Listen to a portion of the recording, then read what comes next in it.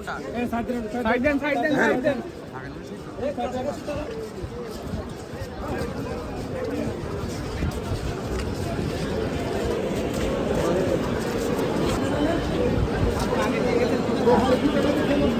কোর্টের 13 নম্বর আদালত জনাব মনিরুল ইসলাম স্যারের আদালতে সেনাবাহিনীর সাবেক লেফটেন্যান্ট জেনারেল জনাব মাসুদউদ্দিন সাহেবকে উপস্থাপন করে অত্র মামলার তদন্তকারী কর্মকর্তা 7 দিনের রিমান্ড প্রার্থনা করে।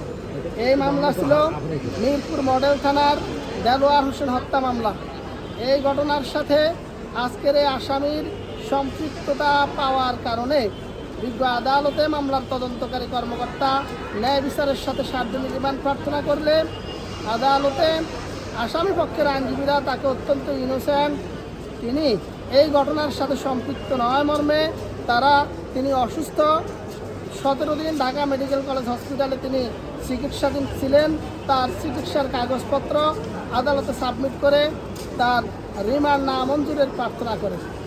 বিজ্ঞ আদালতে আমরা রাষ্ট্রপক্ষে এই আসামি সম্পর্কে আমাদের কেন রিমান্ডে নিতে হবে সেটার যৌক্তিক উপস্থাপনা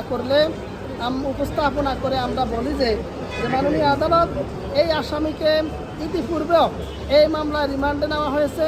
আজকে আমরা পুনঃ রিমান্ডের আবেদন করছি, কারণ এই মামলার ঘটনার সাথে তিনি সম্পৃক্ত।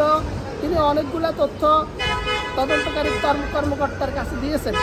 আরও 111 থেকে শুরু করে 36 জুলাই অর্থাৎ 5 আগস্ট পর্যন্ত সময়ের অনেক গুরুত্বপূর্ণ বিষয়ের অনেক মামলার সাথে তার সম্পৃক্ততা এসেছে বিধায় এই মামলায় তার পুনরায় রিমান্ড প্রয়োজন।